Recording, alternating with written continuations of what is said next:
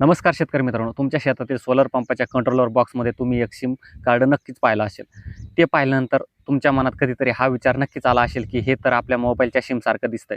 मग हे काढून जर आपण आपल्या मोबाईलमध्ये टाकलं, तर फुकटात इंटरनेट मिळेल का? YouTube, WhatsApp चालवता येईल का?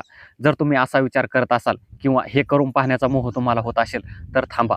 ही एक छोटीशी चूक तुम्हाला महागात पडू शकते. आजचा हा व्हिडिओ शेवटपर्यंत नक्की पहा, कारण आज आपण या सिम कार्डचं सत्य जाणून घेणार आहोत. वेळ न घालवता थेट मुद्द्यावर येऊया. सर्वात आधी तुमच्या प्रश्नाचं सरळ आणि स्पष्ट उत्तर आहे नाहीये. सोलार पंपाच्या कंट्रोलरमध्ये सिम कार्ड तुमच्या मोबाईलमध्ये चालणार नाही. ते दिसायला जरी आपल्या नेहमीच्या जिओ, एअरटेल किंवा व्हीच्या सिम सारखे असले, तरी त्याचे काम आणि रचना पूर्णपणे वेगळी आहे. तुम्ही ते मोबाईलमध्ये टाकले तर त्यात रेंज, नेटवर्क येईल, पण इंटरनेट अजिबात चालणार नाही. आता तुम्ही म्हणाल असं का?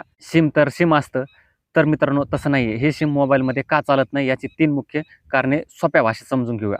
पहिलं कारण, हे M2M सिम आहे, मशीन टू मशीन. आपण मोबाईलमध्ये जे सिम वापरतो ते माणसासाठी असते, कॉल करण्यासाठी, YouTube पाहण्यासाठी. पण हे कंट्रोलरमधील सिम आहे M2M, म्हणजेच मशीन टू मशीन सिम असते. हे फक्त त्या कंट्रोलरला कंपनीच्या किंवा सरकारच्या सर्व्हरशी बोलण्यासाठी बनवलेले असते. यामध्ये कॉलिंग किंवा सामान्य इंटरनेटची सुविधा नसतेच. कारण दुसरं, सर्व्हर लॉक. या सिम कार्डला फक्त एका ठराविक पत्त्यावर IP ॲड्रेस माहिती पाठवण्याची परवानगी असते, जसे की तुमचा पंप किती वाजता चालू झाला आणि पाणी किती उपसले इत्यादी. हे सिम कार्ड Google, Facebook किंवा WhatsAppच्या सर्व्हरला कनेक्ट होऊ शकत नाही. त्यामुळे मोबाईलमध्ये टाकून काहीच फायदा नाही.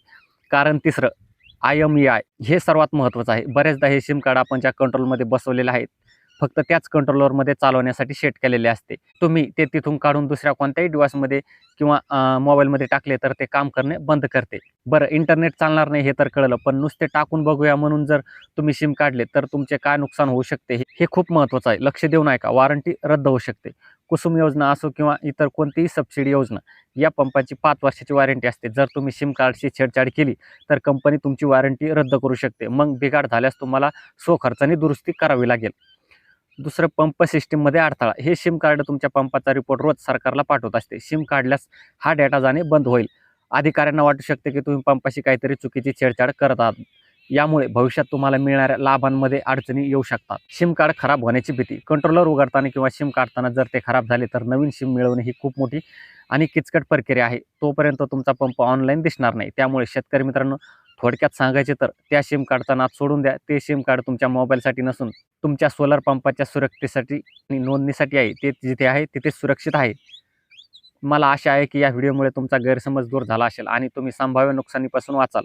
ही माहिती तुम्हाला उपयुक्त वाटली असेल तर व्हिडिओला लाईक नक्की करा. तुमच्या इतर शेतकरी ग्रुपवर हा व्हिडिओ नक्की शेअर करा, जेणेकरून ते सुद्धा ही चूक करणार नाहीत. अशाच महत्त्वाच्या माहितीसाठी आपल्या चॅनलला सबस्क्राईब करायला विसरू नका. धन्यवाद.